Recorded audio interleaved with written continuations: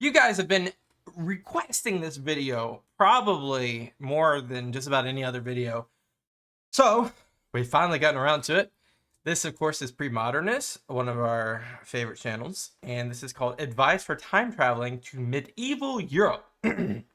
So we're going to hop in our time machine, and we're going to go to medieval Europe, of course, under the consultation of Mr. Premodernist over here. So sit back, grab some popcorn. If you don't like popcorn, don't grab popcorn. Let's go. It will present you during them. If you're watching this, it's because you've recently acquired a time machine and are thinking about visiting Europe during the Middle Ages. It's an interesting choice, but it will present you with some challenges. So I'm going to give you some advice here, what to look out for and some things to think about before you go. Yeah. This can't be comprehensive. You'll have to do a lot of your own research, especially about the particular time and place that you're going to go to. But consider this a jumping off point. First of all, let me get a couple of caveats out of the way. The Middle Ages is a long time, and Europe is a pretty big place. So I'm going to restrict what I'm saying here to the central Middle Ages, which is about 1100s through the 1300s. And Okay. I'm going to talk about... Okay, so about a 1000 to 1400. About what kind of that core area of what English speakers usually think of when they think of medieval Europe, which is England, France, Germany, kind of northern Italy. Yeah, where feudalism thrived. That area. Also, I'm going to assume that you're going to be visiting a medieval town when you go, and that's because if you're visiting a rural area or a small farming village, it'll just be hard to explain why you're there hanging around looking at people if you don't know anyone there. It's not necessarily that you would be unwelcome. Actually, you'd probably be very welcome. They'd be very curious about you. But yeah, it's just, and there's not as much to see. So Yeah. I'm just assuming you're not going to visit a village. Also, visiting a castle is not really a good option because that's really not a place that you can just wander in as a rando. Yeah, probably heavily guarded. They're very paranoid about, spies probably. And poke around and look at things. It's private property essentially, and it's kind of a quasi-military installation. So it's not really a thing for tourists. You'll have to, if you want to visit a castle as a tourist, you'll probably have to visit now. Maybe travel back to a period in time after the castles mattered, but not in the Middle Ages. Unless you somehow get an invitation, which I don't know how you would manage that. Okay, so first of all, health. Health is going to be a big concern. You will need to get vaccinated for everything you can, and even then it won't be enough. You will very likely get sick if you go.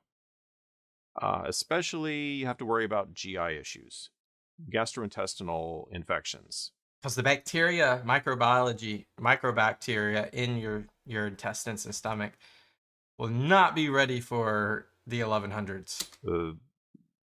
As someone coming in with, shall I say, a naive gut, you will very likely your body will have a reaction to the native biome of the that will be present in the food and water that you're consuming. Especially the water. Boil, boil, boil. Also, many parts of Europe in the Middle Ages had malaria. So you will also need to take anti-malaria medicine, especially if you're in the southern part of Europe. I don't think that's an issue in medieval England, but I actually don't know for sure. So you'll need to check up on that if that's your destination. But anyway, just something to keep in mind. But I'm not a doctor. Definitely consult a healthcare professional before you go. Okay. Another important consideration is personal safety. And this is going to be a big deal too. You really have to put a lot of thought into this. You should travel in a group. Don't travel alone. And the reason I say that is there are a lot of bad actors. And not everyone is going to be a bad actor. Most of them are going to be totally cool people. They're not going to try to hurt you. But there are plenty of people who will do you harm. Opportunist is what I would call them. Crime is rampant, especially like petty crime, personal theft, things like that. But muggings, or what we would call muggings today, are not uncommon. And that's especially something that travelers need to worry about, because a traveler is away from his support network. And this comes to a really big difference between the way a modern society works and the way a medieval society works. In a medieval society, you were protected by being part of a social network, by being part of a group that you were connected with, and that group provided protection for you. And it might be a peer network, like if you're a merchant, being connected with a broader community of merchants through, say, a guild or some other organization. That was your support network. Also, your family was actually a more important support network. Having cousins and brothers and sisters and nephews, and having this like extended family where people are looking out for each other. That was the main protection that people had from violent crime, because Not too different from today. if someone were thinking about doing harm to you, they would have to think about having repercussions. There it is, like repercussions, and yeah, that's where you get like, I want to like dumb it down to like the American sense, so like Hatfield McCoys, or even like gang violence. Like one gang does something, and the other gang has repercussions done to the other side. Having retaliation, dealing with retaliation from your family or your broader support network. And the support network could take different forms. So there's family, there's your peer network of your colleagues in your field, in your profession. There's also hierarchical support networks, like households. So if you're a member of a nobleman's household, then then if someone were to mess with you, They're messing with the noble. they knew that they were going to possibly have to deal with your entire household, or the nobleman that you were a part of. When you took on work with somebody, you were considered to be under their protection. A serf in a rural area was considered to be under the protection of the lord that he worked under. All relationships in the medieval world, in medieval Europe, worked in these kind of ways where people were enmeshed in social webs with each other. And no one was an individual. Everyone was part of a group, and actually of multiple groups in Kind of scary to think of that. different ways. And that was that enmeshing of the social network that held society together. And from that arose a lot of the practices, and a lot of the kind of issues that you would come up as a traveler. I'll be getting to some of these issues later on in the video. But one of these considerations is people in the Middle Ages had a deterrent against crime, in that, at least violent crime. It wasn't a perfect deterrent, but in the case of, a roving band of bandits or thieves or whatever who might want to try to take advantage of you, beat you up in the road and take your stuff, they would do that if they thought they could get away with it, if they thought they didn't have to worry about retaliation. So traveling alone wasn't usually a good idea. And that would vary, actually, from place to place and time to time, especially if you have a situation where, there were some periods of time in the Middle Ages where if there were a lot of famines, or if there was like a succession of bad harvest years that drove a lot of people into destitution, drove a lot of people out of the countryside into the cities looking for a better life. And then they get to the city and they can't find anything to do there. They turn to crime. So certain times, certain periods of time, certain places, crime, and the threat of violent crime was higher than at others. Obviously makes sense. And again, like if there's like a famine, people are more desperate, and you're easy pickings. But anyway, just be on your guard all the time. So travel in a group. Don't go by yourself, because if you go by yourself, you're a target.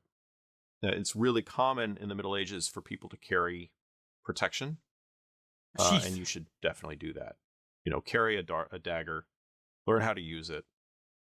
If you don't know how to use a sword, don't bring a sword, because you don't want to, because you won't know what you're doing. But a dagger or some kind of knife, just something to help protect you if someone attacks you physically. Okay, I can do that. Another thing to think about with regard to safety: even if you're not personally attacked, your stuff's likely to get stolen.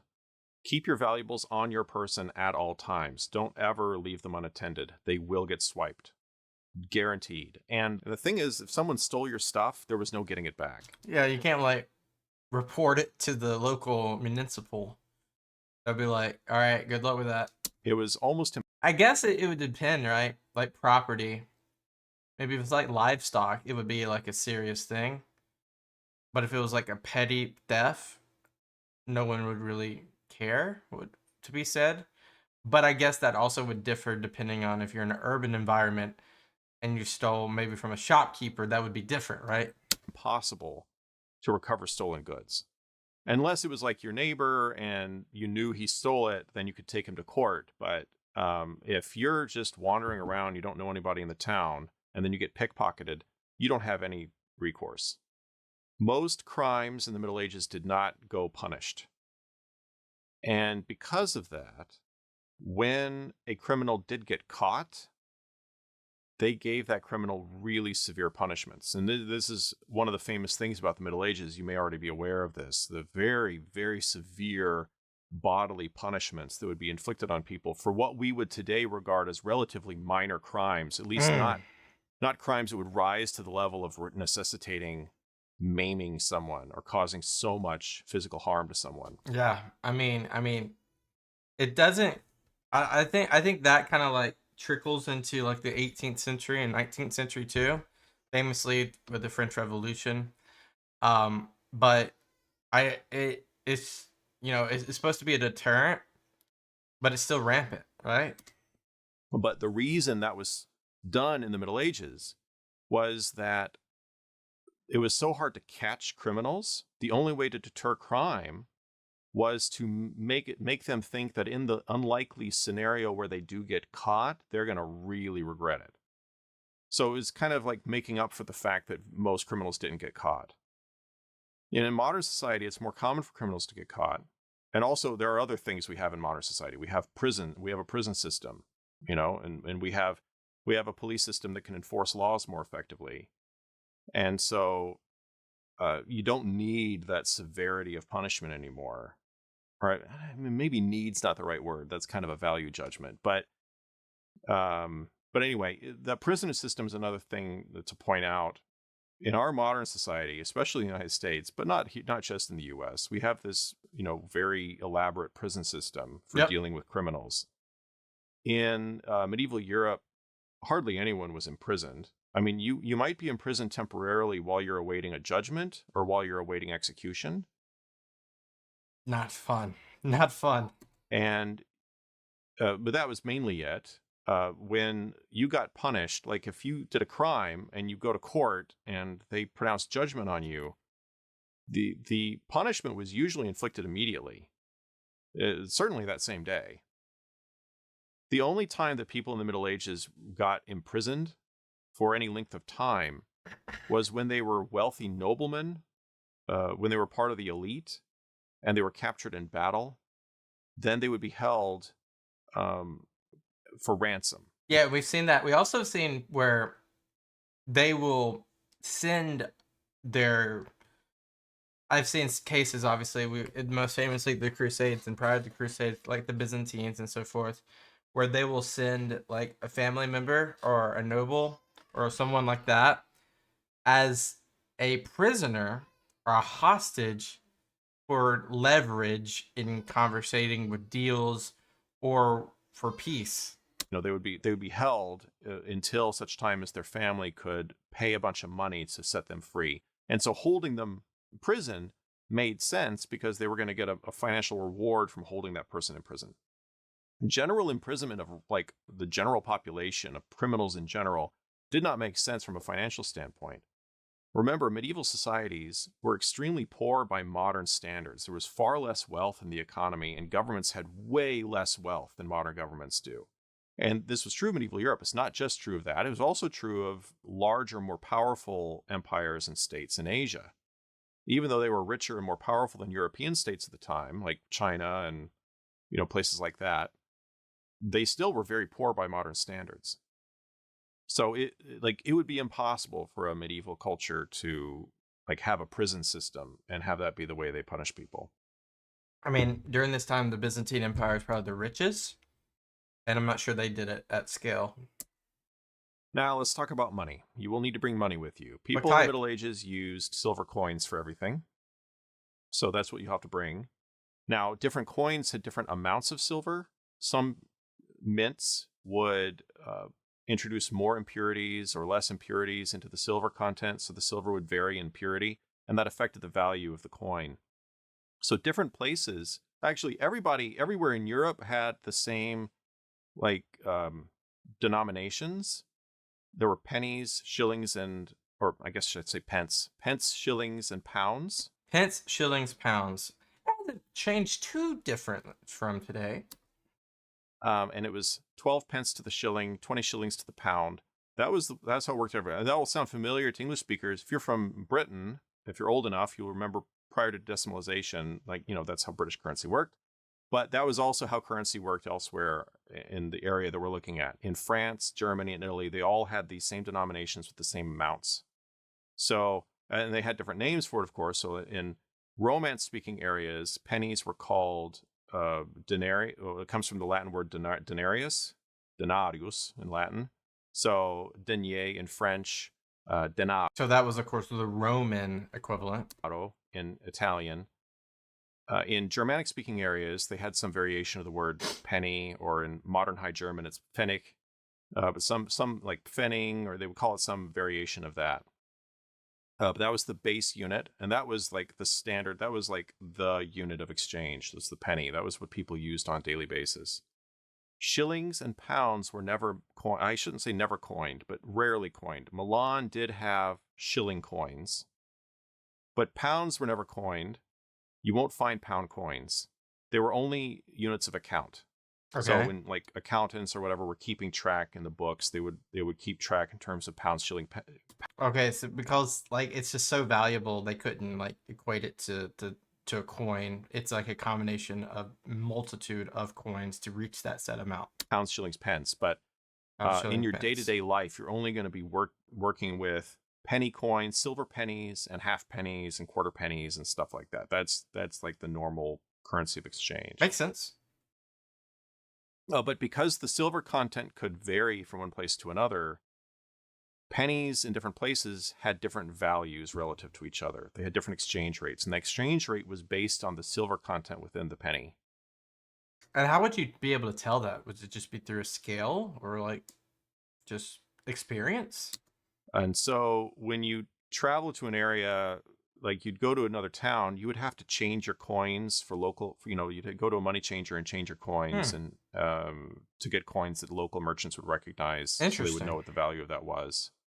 Every town of any size would have money changers. Wow. That was a standard institution. That's not the kind of thing you would find in a rural village, but towns will have it. Okay. Now, where to sleep? Probably a hostel. Where should you sleep? There are several options for this. Now, if you're out in a rural area, you don't have many options. In a rural area, you only have really two options that I can think of. Either you can stay with somebody, say in a private home, and that would be like a very common thing. That would be like for a traveler, you're passing through people. What will happen? I know I was going to talk about towns. Let me just talk about a village for a second. If you're passing through a small farming village, everybody's going to notice, oh, a stranger, and depending on, if they're on a main road where people pass by a lot, that might not necessarily attract a lot of attention, but, depending on how remote the town is. But people, if you're stopping by and you're like looking around, people are going to strike up conversations with you. They're going to want to know who you are, where you're going. Hospitality is real with those places. So you'll need a backstory. I'll be talking about backstory, the backstory you need to set up later on in the video. But people will be interested in you because people enjoy conversation. The idea of having a conversation with somebody they haven't had a conversation with before, that would be very attractive. Remember, people in the Middle Ages didn't have TV, no movies. So this was their entertainment. Strangers. No internet. So, they have to make their own entertainment by talking to each other. That was a lot of what they did. And so having somebody new to talk to and to hear news from. Also, there were no newspapers. The way you got news was by talking to people. Talking to people who traveled through, talking to someone like maybe you have a neighbor that went on a pilgrimage. He comes back. You want to hear all about the place he went to. That's how news traveled in Europe. Very cool. So, and that wasn't just there. This was everywhere in the world at the time because there are no newspapers. I mean, there is no telegram or system anything other than just word of mouth. Obviously. So, And no newspapers, no printing, nothing. You will be welcomed into people's homes. People will take an interest in you. They will be very friendly with you. They'll welcome you into their home. That will be a very common thing. The other option in a rural area is a monastery. Monasteries and convents were required to take in travelers. Very, very nice. Now, in the city, you have another option. There are still monasteries and friaries in cities, and you can find accommodation there. You could also go to, you might, be invited to someone's home and stay with them. But a third option would be to stay at an inn. Yeah. Like an establishment designed for taking in guests for the night. Now, where to eat? Where to eat? Got to vet the place. And unfortunately, Chipotle might not be the option. Here again, you have several options. If you're staying at an inn, they will have food there, usually, that you can purchase. If you're staying at someone's private home, they will provide you a meal. Another option is cook shops, which are basically little takeaways or takeout joints. They'll have a counter facing the street. You walk up to the counter, and you can order your food, and either they'll make it to order or they'll have pre-made food they can sell you. There's a variety of food you can buy this way, especially food that packs well and you can carry with you, like pasties, that kind of thing. And then another option would be a weekly market. Weekly market. Where, yeah, that would actually be pretty cool to experience fresh produce. And that's going to be non-engineered fresh produce too. So, and no insecticides. Oh, that would be so good. Once a week, farmers or vendors from the area will come in and you can buy vegetables and fruit in season. Everything's in season in the Middle Ages. You can't ever buy anything out of season. And you got to get stuff that's geographical too. You're not going to get bananas. Season. But depending on what time of year you're there, that's another option. Okay, now let's talk about the language barrier. Yeah. You're depending on the place. What is this, 1100? So you're going to have either Old English,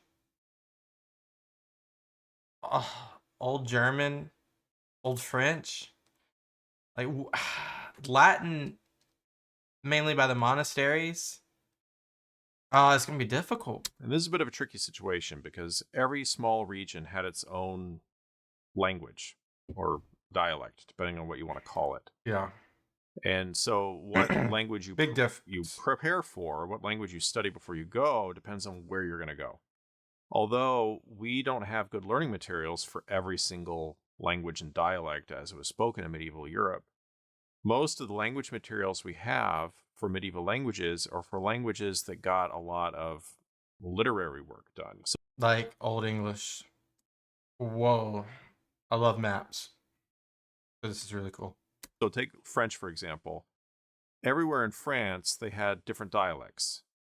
Every region, every province had its own language, essentially, that was not entirely intelligible with those of neighboring areas. So if you were from Champagne, for example, you wouldn't necessarily be able to understand someone from Picardy or Normandy. That's crazy to think that was that different. That you the dialects and stuff are so different that even within a similar place like France, it's so different. All of them had their own variation of Old French. But the Old French of the textbook is the Old French of Paris because that was the dialect that people wrote in when they wrote vernacular literature. Interesting. And same with Old High German. Old High German that you learn in a textbook is not the way it was spoken everywhere throughout southern Germany. So probably mainly Hamburg, Berlin. So if you learn a vernacular language, be aware that you may still have some difficulty communicating with people depending on where you go. So if you learn Old French and you go to Paris, you'll be fine. But if you learn Old French and you go somewhere else, like Dijon or something, you might have some difficulty understanding people, even though you studied the language.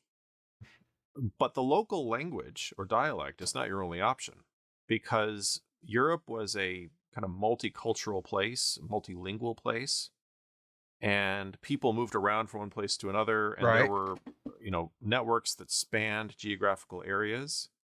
And so because of that, they used what we would call international languages to handle those, to bridge the gap. So Latin, right? Contacts from different cultures. And the two most common situations where that would occur was in the church, because the church was an international organization. Yep. And so it used an international language for its internal communication, and that was Latin. And then also, So it seems like maybe one of the best bets to go about, because Latin would be so synonymous, to understand and study Latin, stay at monasteries, friars, and then you'll have meals, accommodations, and you'll not have a worry when it comes to understanding. merchants would have long range contacts, and they would have partners and people they were working with that lived in other parts of Europe and the Mediterranean, and they needed to be able to communicate with each other. And so there was a mercantile language called lingua franca. Interesting. Which was kind of a simplified Romance language that was a go-between language. It was kind of an averaging out of different dialects in Italy and France and Catalonia, such that merchants from different parts of the Mediterranean would be able to communicate with each other. But one interesting thing about lingua franca is it left its mark on modern day languages around the region. If you look at modern Greek, modern Egyptian Arabic, probably also Turkish, I don't really know. There are vocabulary words in those languages that derive from that late medieval, early modern lingua franca. Let me read this. Jorge spent 15 months in 1970-71 in Jerusalem. He sent his son to a local Hebrew-speaking school where the boy playing during non-school hours with other children. Where the boy played during non-school hours with the other children. One day he heard his son counting in what seemed to be Old French. The father asked the son, what was he saying? The boy replied, it's just nonsense words that the kids are using in a counting out rhyme. Correa then asked Shem Rabin of the Hebrew University, who informed him that the words were not Old French but lingua franca, made of various but mainly Romance languages, which had been used for centuries in the Mediterranean until the 19th century, when the growth of colonialism spread the use of standard European languages, particularly French. It's so interesting. And it's so interesting also, kind of like to double down on this, isn't French like, no, not lingua franca, but isn't French like a default language of like the United Nations? There's English, there's also French. I wonder if there's any correlation there with this. Really interesting stuff, though. The merchants of the Mediterranean. So anyway, if you're presenting yourself as a merchant, then knowing lingua franca would actually work out for you, because you'd be able to, communicate with people in different cities, and you should be okay. Which language you learn and which language you use really depends on what your backstory is going to be. Now, I'll be right back. We're back. Let's say you learn Old French, and I'm going to be musing a little bit here, so I hope you don't mind. But let's say you're going to learn Old French, and then you're going to go to Paris. I mean, that would make sense. Old French is what they speak in Paris, right? The textbook Old French.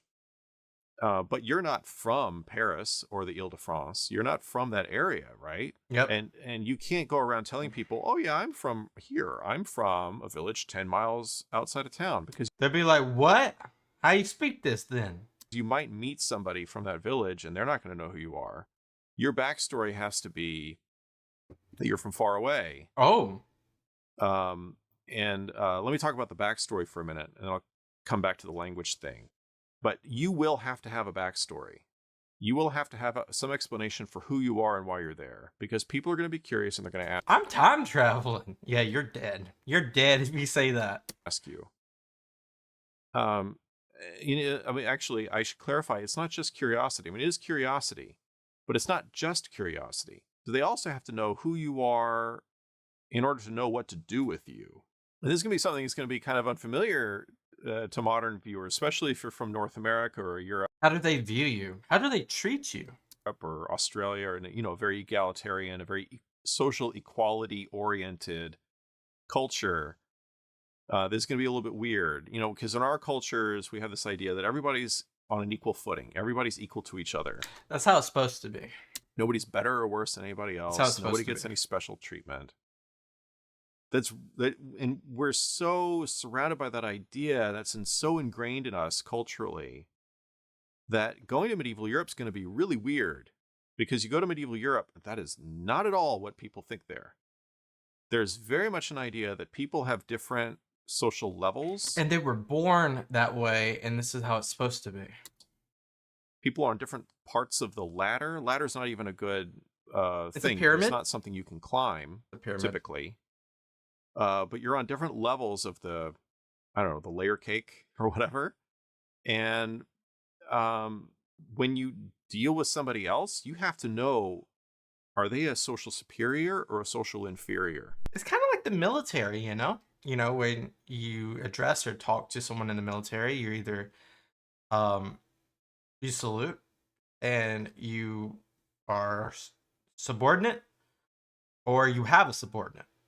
And if you're subordinate, well, you can't just go around in a lighthearted way to that person.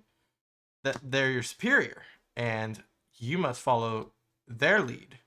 Maybe a similar way, but not too, entrusted like ingrained as a hierarchy as like in the military, but more or less like a categorical sorting of who you are. And Almost like a clique. I don't know why I said a clique. A clique. And there are a lot of social rules involved in how you deal with someone based on that. So if you meet someone who's your social superior, you have to act very deferentially to them. You might have to get down on your knees to acknowledge them. Sorry, not doing that.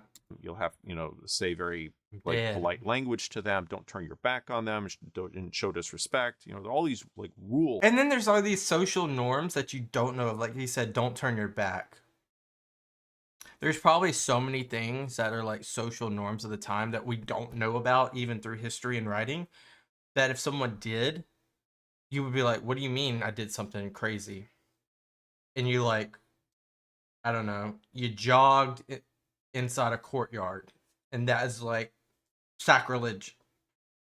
And now you're put to death. Something so stupid like that. Regarding how you deal with a social superior. And then there are other expectations for how you deal with a social inferior. And so because of those rules, when people meet you, they need to know what to do with you. I know, I'm just pausing. I'm just talking at this point.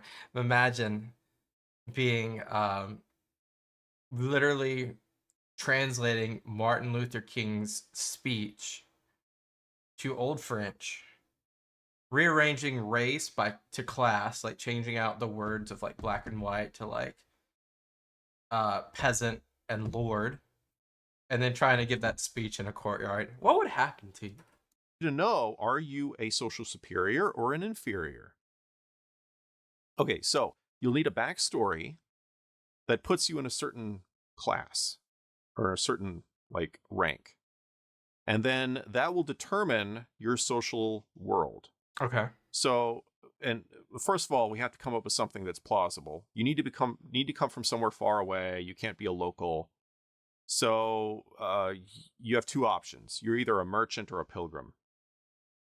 I'm definitely a pilgrim. Another option would be you're a refugee, but that's not a good idea. People might try to take advantage of you.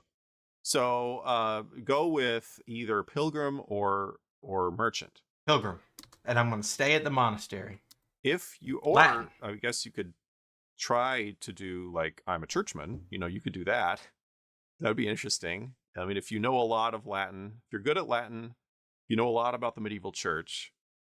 You might read the Old Testament like crazy. Might try to pull that one off. Be a cleric. But pilgrims could be anybody.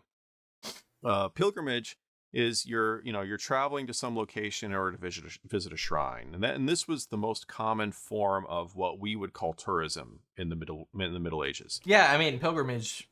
I when I hear pilgrimage, I immediately think of all the pilgrims that would go to religious sites or to see relics or so forth.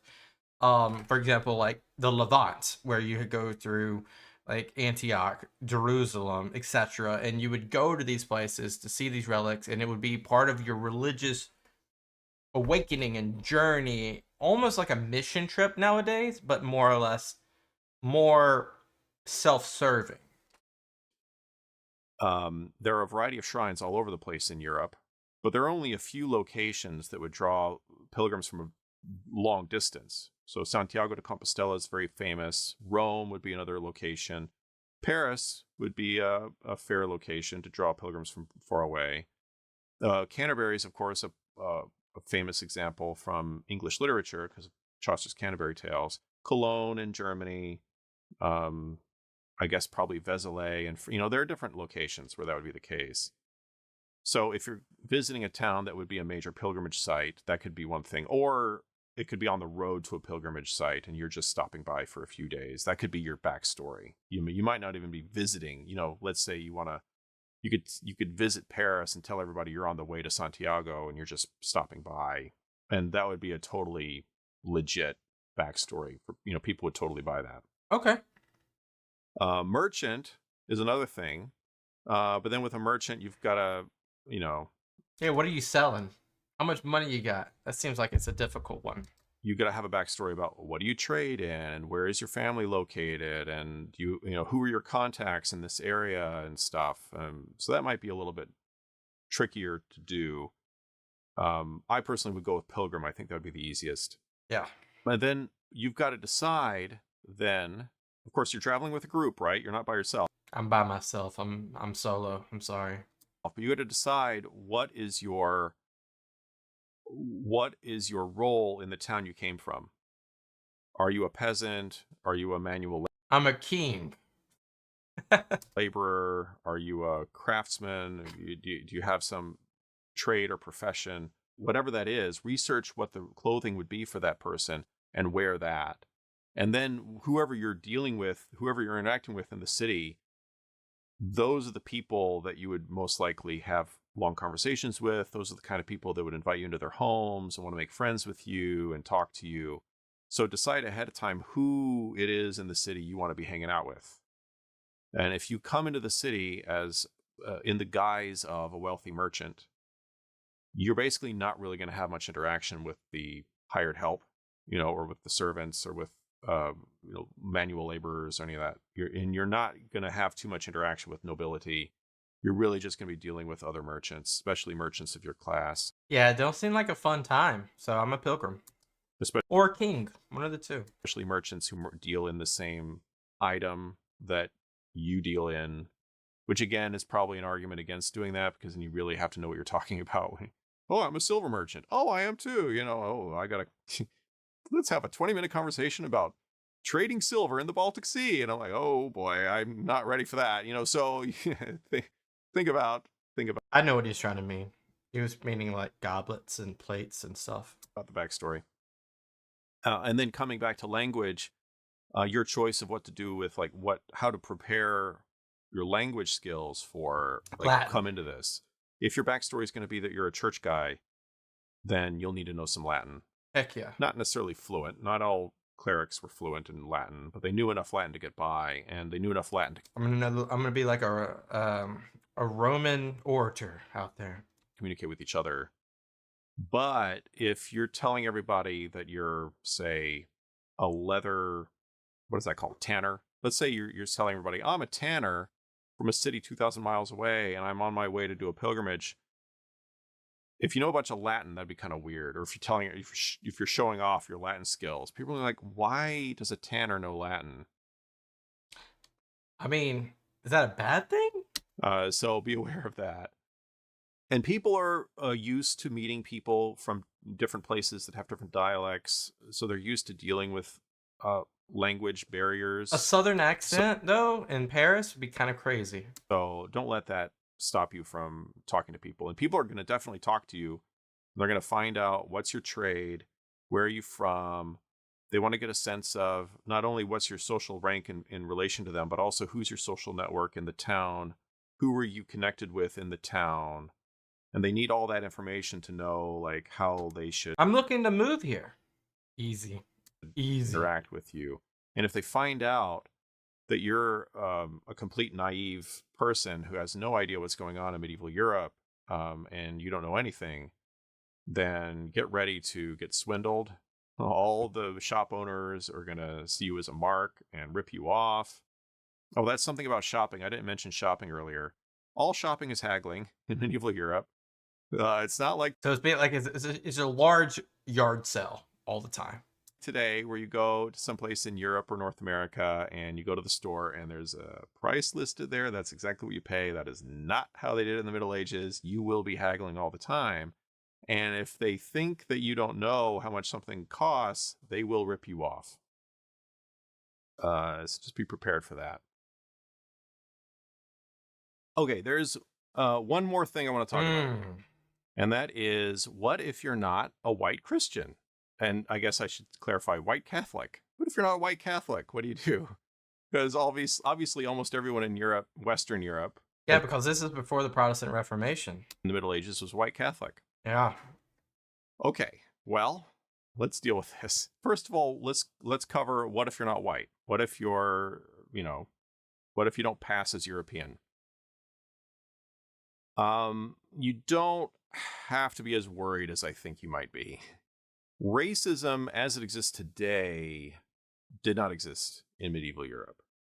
It's not the same, is what you really should say. It's more about classism than anything.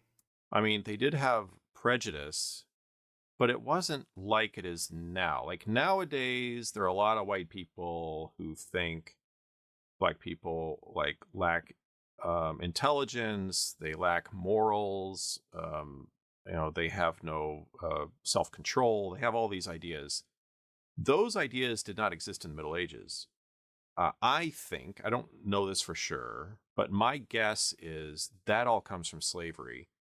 100%. Those are all in my own personal theory, which I have not been able to verify because I haven't delved into the literature on this. But my theory is these prejudices date back to slavery, and they come from the slave owner-slave dynamic and the kinds of opinions that slave owners will have about slaves, or the kinds of criticisms that slave owners will have of slaves. They're lazy, they're incompetent, they lack intelligence, and there are good reasons why slaves would appear to be those things, but slave owners were somehow oblivious. That's a really interesting hypothesis. Obvious to why a slave would not seem to be hardworking. It's weird. Slave owners are weird, but yeah. But that's not in the Middle Ages. There was some slavery in Europe actually, but it wasn't race based. And I hope by the way, he said are weird, were weird, past tense. That's the difference.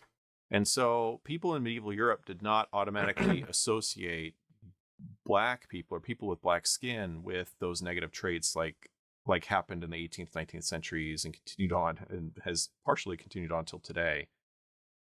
So my point is, if you're a black person visiting medieval Europe, you won't face exactly the same kind of racial prejudice that you would if you were traveling to 19th century Europe. But there were ideas about races. There were theories. Like people in Europe knew that there were people in other parts of the world that looked different from them.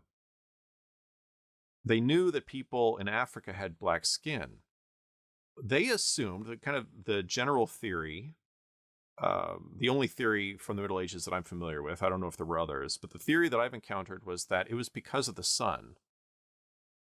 That's not far off. Melanin, and then because of the sun, yeah, for adaptation and evolution. That being farther south in the tropics, in the zone near the equator, you get a lot more sun down there. Sun is overhead all the time, right? And that kind of bakes you, and it like cooks your skin or whatever. It not literally cooks your skin, but it was the sun's rays that made people dark. Yeah. And made people have dark skin in Africa. That was what people thought. That was what medieval Europeans thought. That's not bad. That's not a horrible guess. And I believe that was also what medieval Muslims in the Middle East thought too. But it's been a long time since I read about that, so I could be a little bit mistaken. Actually, medieval Muslims and medieval Europeans had very similar ideas about this sort of thing. They believed that the world was divided into climes,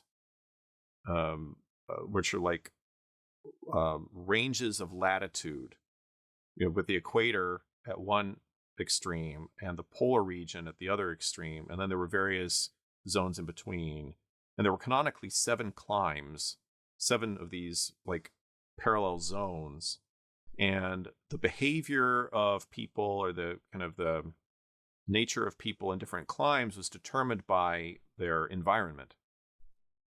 It was a kind of environmental explanation for cultural differences. You find this among Muslim writers in the Middle East talking about Europeans and talking about people from other areas, but Muslims in the Middle East would talk about Europeans and saying, well, they are the way they are because they're so far north and it's so cold up there. And then Europeans would say that about people in the Middle East and people in Africa. Well, they are It's like an interesting version of like nature versus nurture. the way they are because it's so hot down there. But when you show up, I think what you're going to encounter is just curiosity, not necessarily fear. I know that there's this popular idea that people in Europe, in medieval Europe, were afraid of anything that was different. I don't think that's really fair. I don't think that's accurate. I think there's more to it than that. They I were agree. very interested. I mean, they were interested in meeting people. I mean, okay, I shouldn't generalize. There was a whole range of personalities, obviously. Some people would have been really cool. Some people would have been unpleasant. They would have unpleasant personalities. And that's true wherever you go and whenever Very you so. go. Very so. But let me give you an example. It's actually not African, but Chinese. But there were these 2 Chinese Christians from medieval China at the time of the Mongol conquest. It was after the Mongol conquest. They traveled westward from China to Iraq, where the headquarters of their church was, because they were members of the Church of the East. Okay.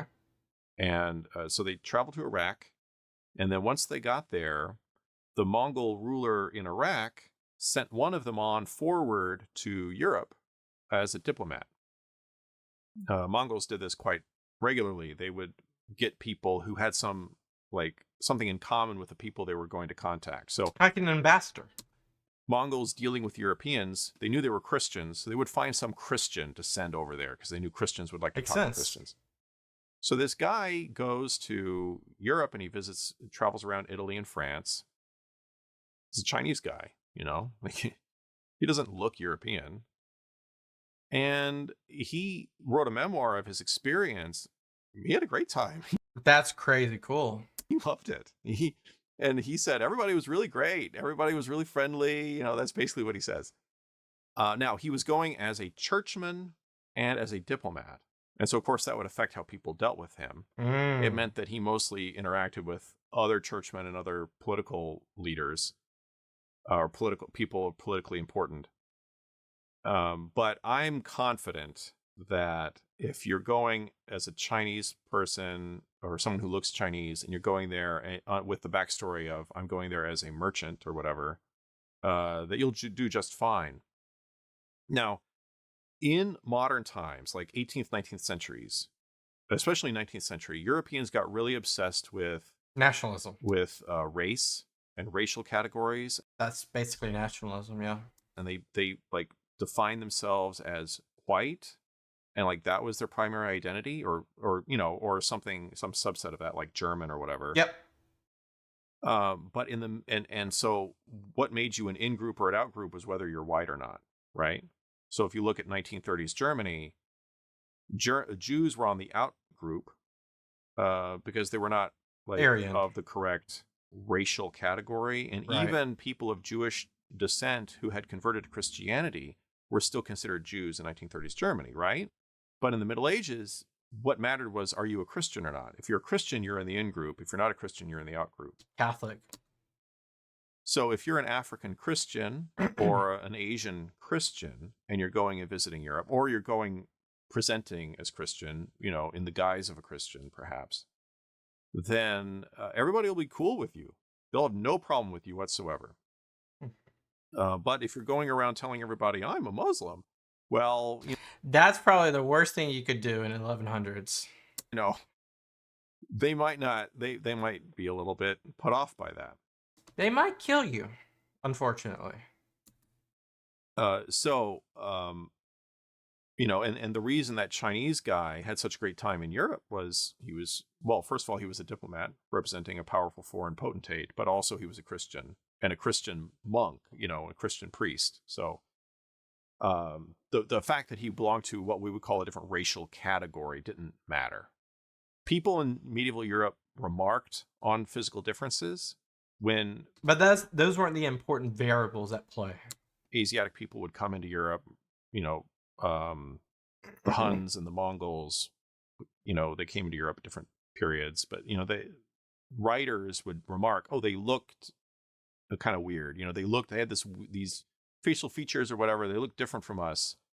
So they were aware of physical differences, but that wasn't the primary thing that they cared about in terms of deciding how they were going to deal with you. Again, it's your class and your religion that really matters.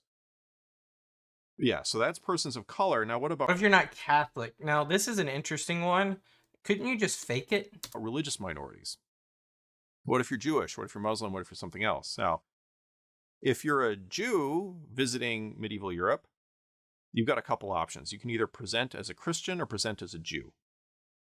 Presenting as a Christian is probably feasible if you're only visiting for a few days and you're not planning on going to the synagogue or hanging out with the Jewish population there. You just want to see the sights. Just dress as a Christian. Tell everybody you're a Christian from far. We haven't talked about dress yet. Far away. They won't dress code. They won't question that. If though you want to actually visit the Jewish area, the Jewish neighborhood, and meet with the Jews, go to the synagogue and see what it's like, and that whole thing, then you're going to have to present as a Jew. So you make sure you dress as a Jew. Look up what were the rules for how Jews should dress. Jews had usually, it varied actually by time and place, but typically Jews were expected to dress in some distinctive way so that everybody would know just by seeing that they were Jewish. And again, this goes back to what I was talking about before, where everybody had to deal with everybody else, given some, very intricate rules of social etiquette. There's social rules of engagement. And they needed to know, oh, how should I be interacting with you, right? And if they couldn't tell the difference between a Jew and a Christian by looking at them, from their point of view, they felt like kind of the social bonds and the social network is going to be, start to fall apart. So that they kind of made a big deal about that sort of thing. So yeah. You will probably face some prejudice if you're presenting as Jewish. You're going to, there are going to be a lot of the Christians are just not going to like you. But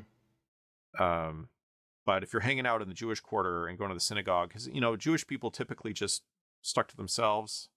They had their own kind of separate social world. It was separate from the Christian world. And there were certain points of contact between those two worlds in business dealings and things like that.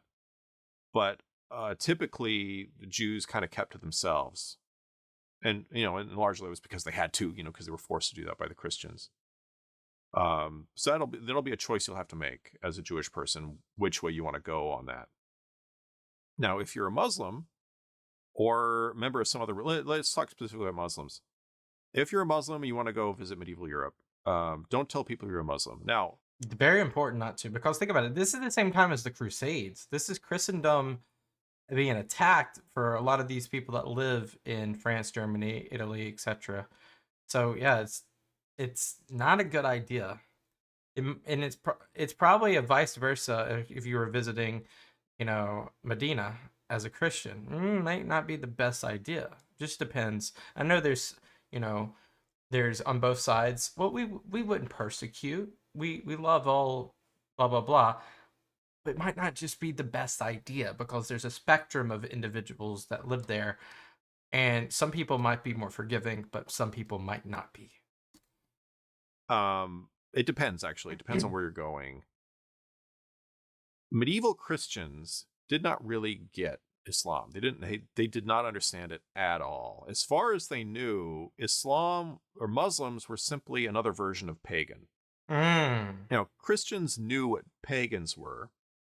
They knew what Jews were. They knew what heretics were.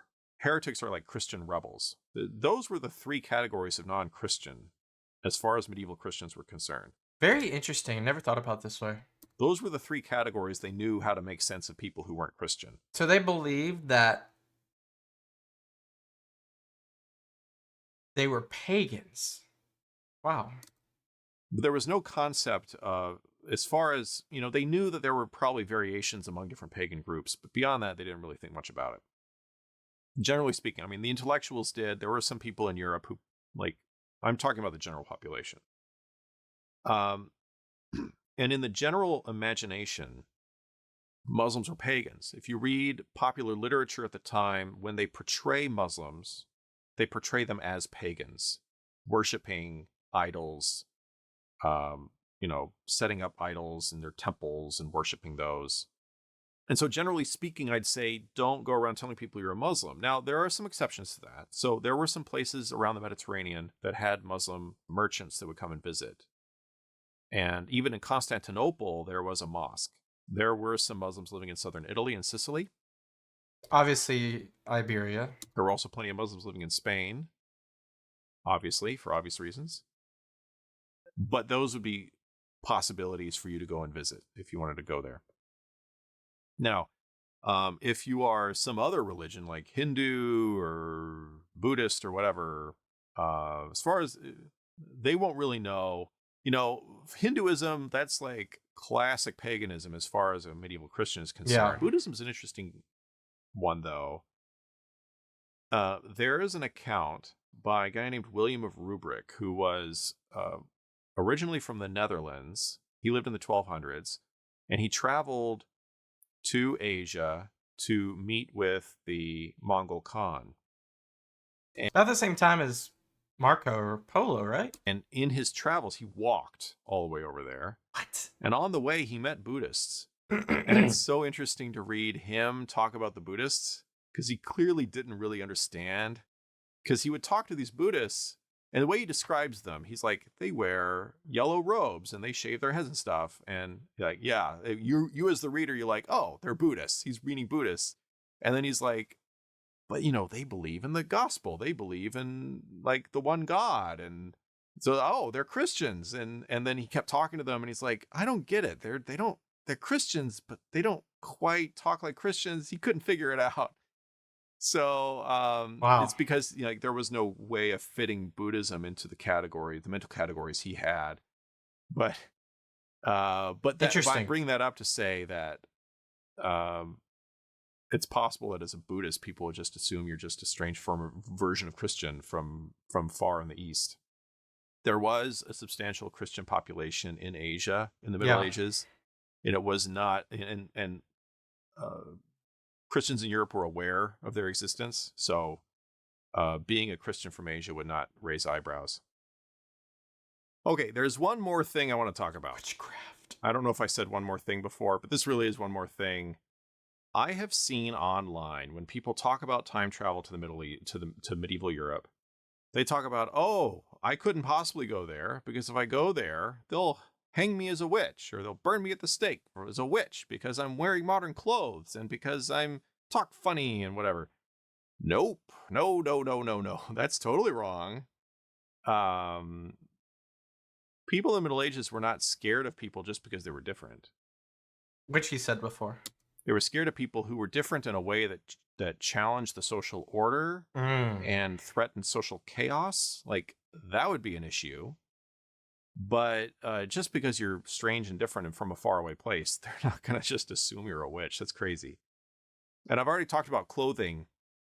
If you show up in modern clothes, they're not going to know what's going on. Because like I said, like they need to know who you are, how to interact with you in a social way.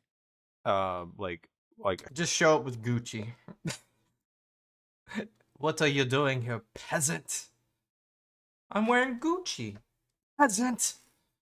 They probably wouldn't understand that you're wearing luxury clothing, I'm thinking. Should they be deferential or not? And what kind of language should they use with you? What kind of gestures should they use with you? And they're not going to know that if you show up in modern clothing that looks totally foreign, they have no frame of reference for modern clothing.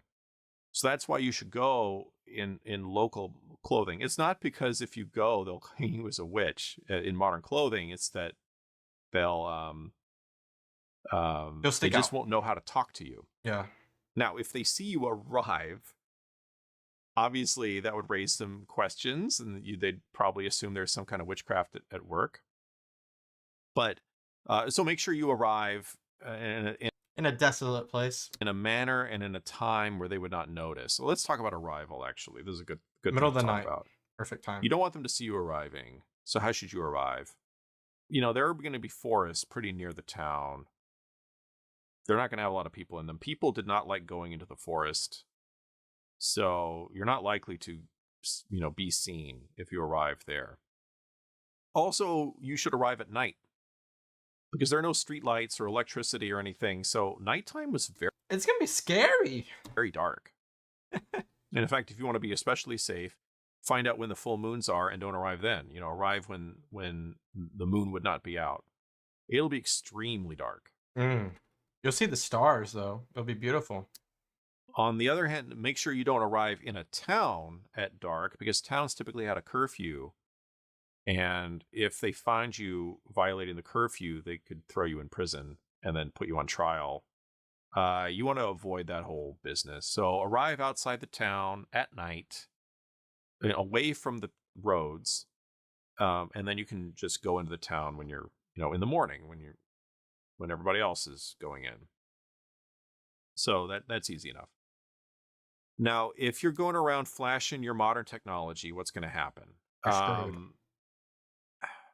It depends on what your modern technology does. If somebody sees plastic or some strange fabric they're not familiar with, that's not necessarily going to get you branded as a witch. It'll just mean you have some exotic item. People in medieval Europe were aware that faraway cultures had exotic goods that they did not make locally. I'm gonna bring a yo-yo. People were familiar with the idea of Asia and how exotic things could come from Asia, exotic foods, exotic cloth, exotic textiles. And so if you've got some plastic doodad or whatever, they're going to be like, oh, what's that? And you tell them, oh, I bought this in Aleppo or whatever. They're going to be like, oh, that's cool. They're not going to try you as a witch. Now, what could you get into trouble? Now, if you go around telling people, oh, I'm a time traveler, You're cooked. well, here's what's going to happen realistically. They're gonna think you're insane. They're going to either think that you're crazy or a liar. And either one of those will mean that they won't want to talk to you. And what's the point then? Why are you going if everyone's going to think you're weird and not want to talk to you? So that's the main reason why you shouldn't tell people you're a time traveler. I don't know. Predicting the future, if you go around telling everybody 700 years from now, there's going to be a great war and blah, blah, blah. They're going to be like, what the heck, dude? What are you talking about? 700 years doesn't mean anything to them. They're just going to think you're a crackpot. If you tell them, oh, I remember reading in the history books 3 years from now, the king's going to die of poisoning or whatever. Not very good to predict a king's death. Don't say that. Because if it makes it seem like you're in on a plot or you have knowledge about a plot to assassinate the king, then you're gonna come into you're gonna be arrested. You're gonna be interrogated. Don't even do that. Don't talk about anything that's gonna happen in the Middle Ages. Don't talk about what an outcome of a battle is gonna be. Don't do that. Gambles on outcomes of battles. But I want to address this witchcraft concern. I think people have this idea that everybody was being hung and burned left and right for being a witch in the Middle Ages. Let's clarify some things here. The witch hunting craze was in the early modern period, not in the medieval period. It began in the late 1400s and continued on through the 1600s. The 1500s was really the height of it, early 1600s. That was the height of the witch craze. I can't remember when the Protestant Reformation happened, but is that around that time? That's not medieval. Through this whole video, I'm assuming you're visiting 1100s, 1200s, 1300s, kind of time frame. Witch hunting wasn't a big deal then. Let's understand witchcraft. What is witchcraft? What's the deal with that?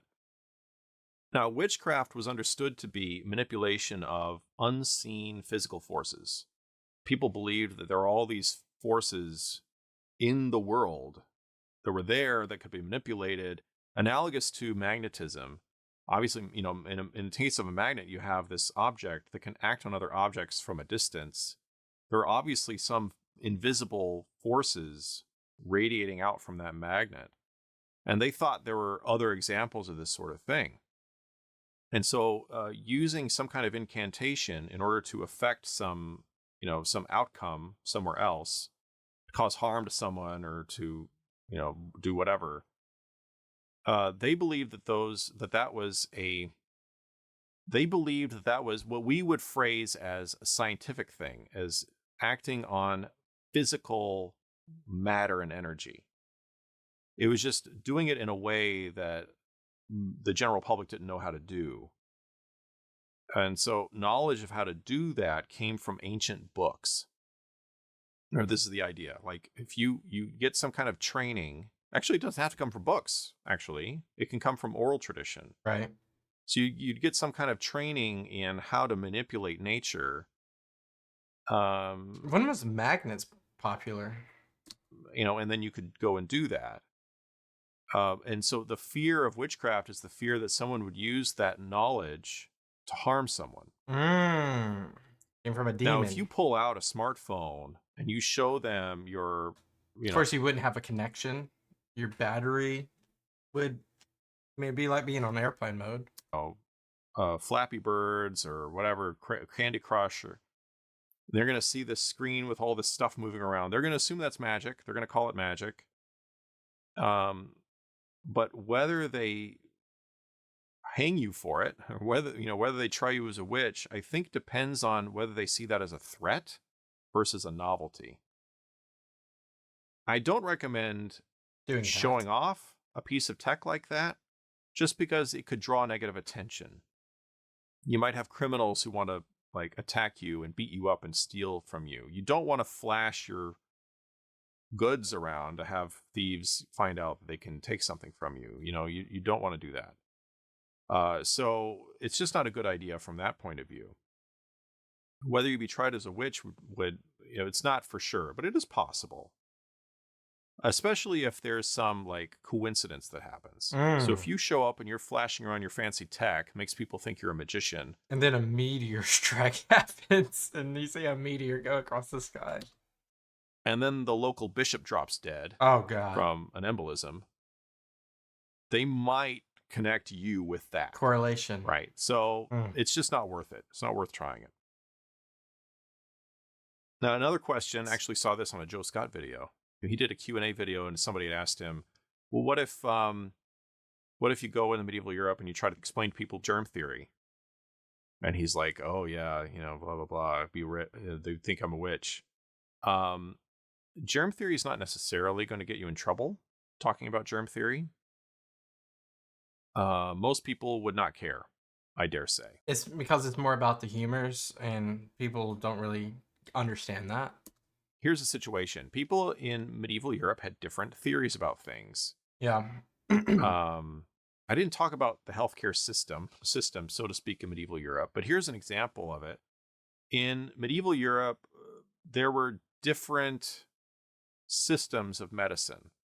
There was a system of medicine where you would learn Latin in order to read ancient texts, and then you would go to university and study medicine, and you would read all these old texts of ancient medical writers. You read Galen, for example, and you read all the commentaries on Galen, and you would learn essentially that ancient Greek or Hellenistic Greek medical knowledge that had been passed down through the centuries. And then you would work as a doctor and you would prescribe medicine and you would diagnose people's illnesses using Galenic style medicine. But not everybody used that. There was also, and there were other medical practitioners. There were surgeons and barbers that Right. do things like Different layers of that, depending on wealth. extracting a tooth or fixing a broken bone or amputation or things like that. That was more of a trade. They didn't really have a medical theory that they worked with. They just knew about the actual act of amputation, the actual act of setting a bone, stuff like that. And then there was another kind of area of medical practice, so to speak, using that term loosely, which was kind of the folk medicine that would be used in an area, which was typically passed down through women, lines of women from mother to daughter. And they would have ideas with like, okay, you've got a scratch or a boil or whatever. Here's how you treat it. You go get these herbs and you do this sort of thing. And it was a combination of actual practical things. Like people knew that if you got an injury, if your skin was broken, pour wine over it before you bandage it up. Disinfect. We just did like a video on this, and like someone would use onion paste for some reason, and it would actually help. They didn't know why wine helped. They just knew it did. Yep. And we know wine helps because the alcohol kills the germs. Yep. They didn't know what that mechanism was. They just knew that's what helped.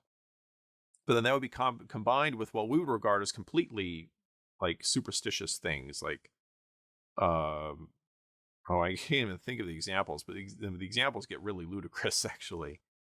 And for them, it was all just the same mass of practice and theory. But anyway, let's take that wine example. Let's say you come across someone who's got a gash in their arm, and the local woman or maybe their cousin knows about this stuff. Cousin comes over and she's cleansing it with wine or vinegar, and you're like, oh, you know what you're doing? You're killing germs. Here, let me tell you about germ theory. The reaction is going to be like, okay, whatever you say, man. Like, I don't see them. I don't see the germs you're talking about, but I guess so. They don't care. They're not going to say, oh, foreign ideas, let's burn you at the stake. They're not going to do that. They're just going to be like, whatever, dude. I guess the other thing is like, would you speed up progressive ideas? I guess that's what you think. So I think it gets a little bit, my point is, I think it gets a little bit overblown when people think, oh, if you're a time traveler in medieval Europe, you're going to be burned at the stake as a witch. No. I mean, there are situations where you could get into that, where that could happen. But if you're prudent and you don't draw attention to yourself, you don't go around blabbing that you have all this fancy technology, I don't think you need to worry about it. All right, so that's it. That'll be it for now. Awesome video, guys. I appreciate the the recommendation. This is really fun. Premodernist, go follow them, go subscribe, like all their videos, send it to every single family member you have. Great video. We got to do all his catalog. He has amazing videos and interesting. I've learned so much from Premodernist. A lot of times I do reactions and it's knowledge I already had, and then I try to couple it with like new ideas and thought processes. But with Premodernist, there's a few channels like him, like Premodernist, I actually come up with brand new knowledge that I've never even and then it coalesces to create an idea out of that. So love this guy, appreciate his insights and his share, and just look at that wealth of knowledge he has behind him. Not everybody that has a bookshelf behind them. I do, right there. Reads every single book. I think I've read about 75% of these books behind me. But if he has done the same or even more, I can just imagine he has a wealth of knowledge himself. But nevertheless, guys, thank you guys so much for the recommendation. Leave me some more recommendations down below. Does it just have to be from this guy? It could be from anything. This was a fun, long video. Make sure you subscribe to this channel as we do more and more content just like this. I'll see you guys next time. Peace out and bye-bye.